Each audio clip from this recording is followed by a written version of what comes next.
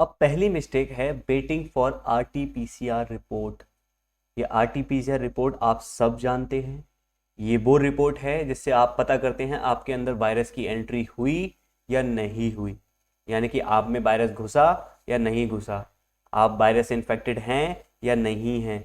लेकिन सबसे ज़्यादा मिस्टेक आज भी, इवन उस टाइम तो 99% लोग यही मिस्टेक करते थे जो उनकी बहुत बुरी हालत कर देती। मैं आपको इसे बहुत ही इजी, बहुत ही लेमेन लैंग्वेज में आपको समझाने की कोशिश करूँगा। Please bear with me. And देखिए, मान लीजिए ये आपका एक घर है, बहुत आसान भाषा में समझेंगे, ये आपका एक घर है। अब इसमें क्या हुआ, इसमें आग लग गई। अब आपके घर में आग लगी तो आपके पास क्या है, आपके पास दो ऑप्शन होते हैं। बहुत से लोग बेवकूफ़ी करके क्या करते हैं, पुलिस को बुलाते हैं। कुछ होशियार होते हैं, वो क्या करते हैं, फायर ब्रिगेड को बुलाते हैं। पुलिस का काम क्या है, क्या पुलिस आपकी आग बुझाएगी?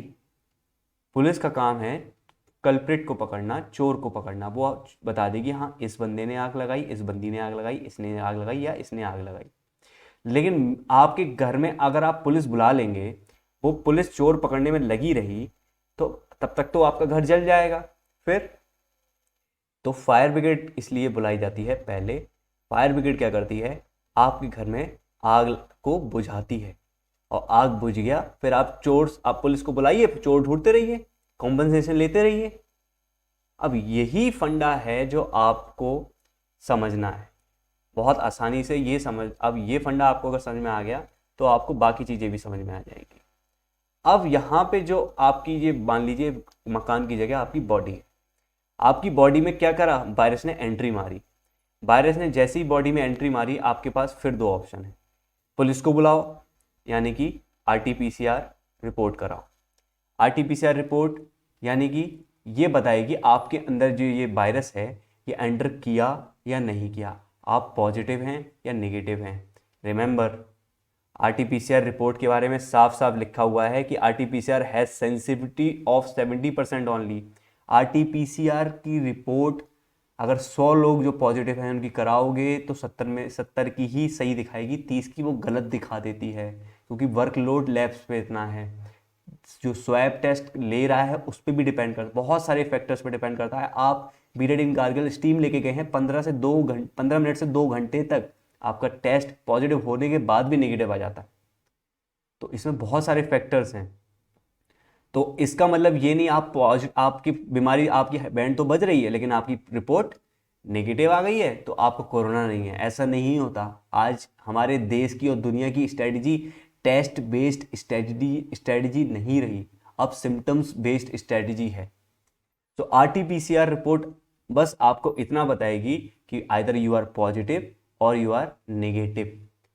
But how does it matter, आपको कंफर्म भी हो गया कि वायरस आपका है आपकी बॉडी में या नहीं है। सबसे पहली चीज, अगर रिपोर्ट एक दिन में आ जाए, तुरंत आ जाए तो ठीक है, गए टेस्ट कराया हो गया।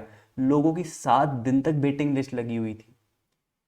सीरियसली लोग 3-3 4-4 दिन तक इंतजार कर रहे हैं कब आरटीपीसीआर आएगी।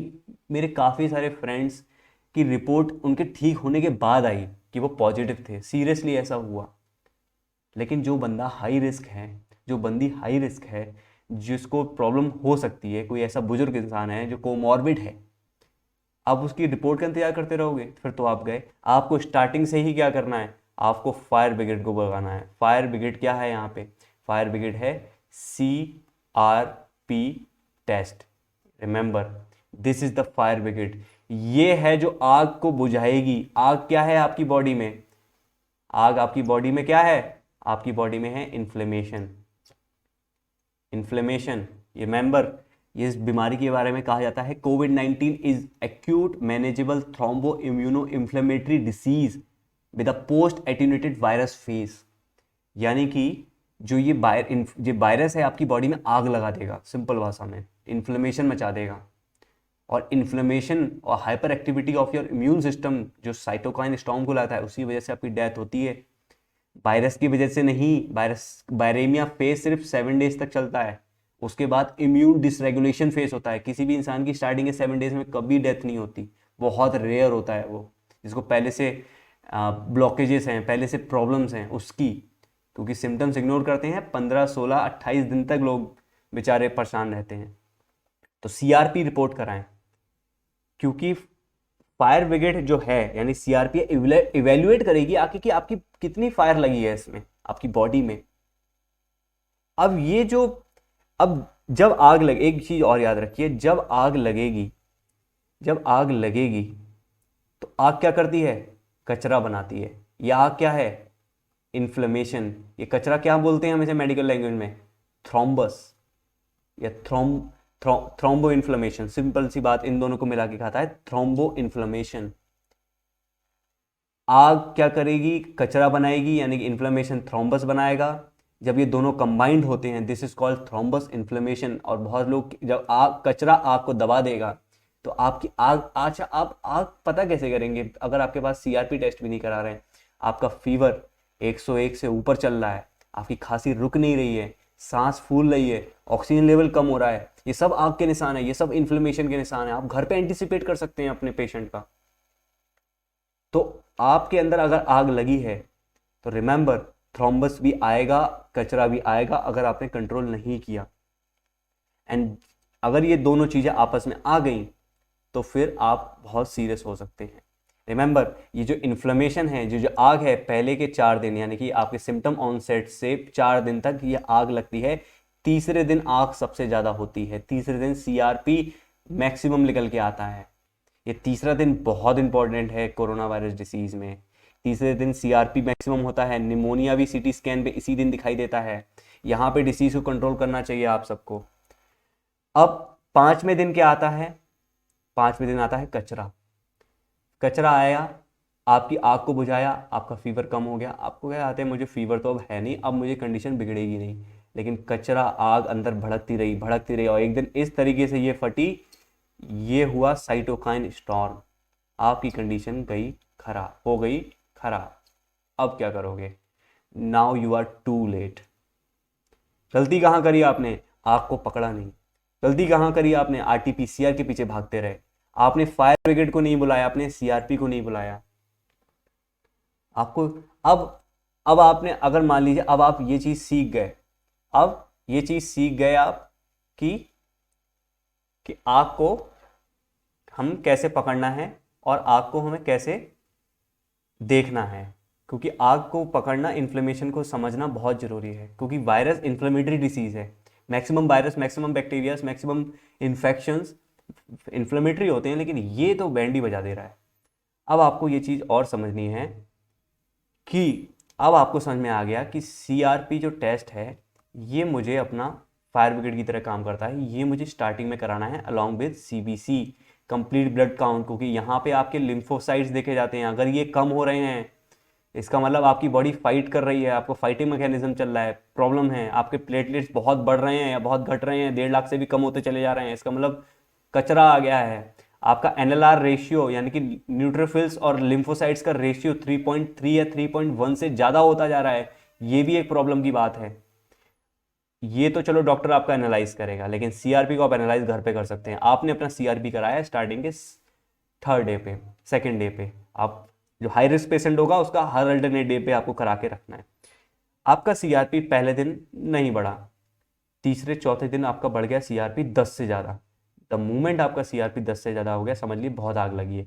लेकिन हमें टारगेट क्या करना है, 5 दिन के 5th डे तक आपको अपना सीआरपी किससे, 5 मिलीग्राम पर लीटर से कम रखना है। अब आप इसे कैसे भी रखें, डॉक्टर आपको बताएगा कैसे रखना है। नहीं पता है आपको, 8429092151 हमारी फ्री जूम आईडी चल रही है, आपको बता देंगे कैसे करना है अगर आपके पास डॉक्टर्स अवेलेबल नहीं है।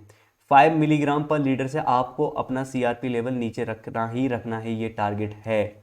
अगर ये टारगेट आपका मिस हो गया तो आपके पास दूसरा टारगेट है कि आपको 10th डे तक सीआरपी को आपको 10 मिलीग्राम पर लीटर के नीचे नीचे रखना है। अगर आपने ये दोनों टारगेट फॉलो कर लिए, किसी भी कंडीशन में आपकी कंडीशन सीरियस नहीं होगी at any case. Remember this thing. तो सबसे पहले हम सीआरपी टेस्ट कराना है, not RTPCR.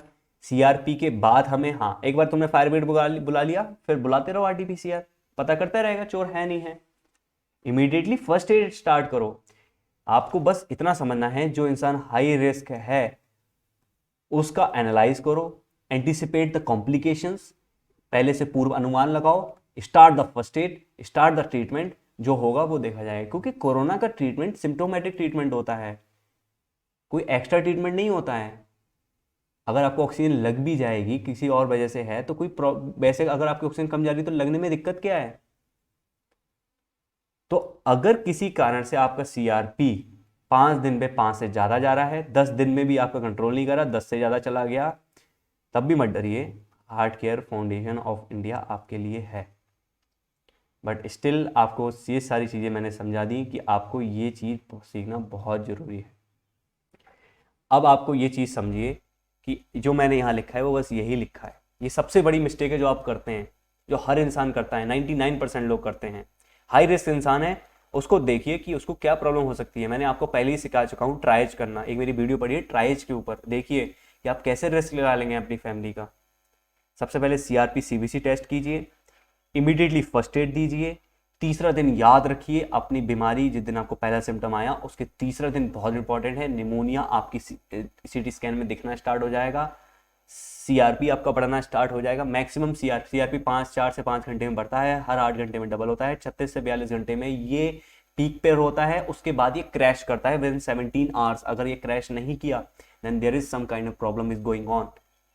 So control the inflammation within the target limit and remember RTPCR के बारे में कितनी, मेरे फादर की 4 रिपोर्ट नेगेटिव आई थी।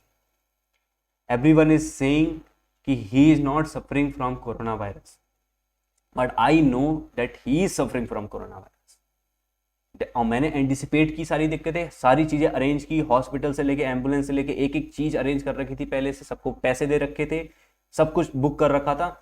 द मोमेंट मेरे फादर की RTPCR report national laboratory of doctor Lal path lab Delhi से आई, मैं मूवमेंट उन्हें ले गया। अगर वो नहीं करता मैं तो एक भी लॉस अगर एक बार हो गया, यू कांट मेक इट। आप वो नहीं है, आयरन मैन नहीं है यहाँ पे कोई जो दोबारा चुटकी बजाएगा और चीज़ें ठीक हो जाए, ऐसा नहीं है। This is real life. So be serious, understand these things because you need to live with this virus throughout your life. आपकी आने वाली जनरेशन तक ये रहने वाला है। वैक्सीनेशन के बाद भी लोगों को प्रॉब्लम आ रही हैं और आएंगी, क्योंकि म्यूटेटेड वायरस आते रहेंगे आते रहेंगे आते रहेंगे। You need to understand these things. हाँ एक दिन सब समझ जाएंगे इसके बारे में, लेकिन टाइम लगेगा।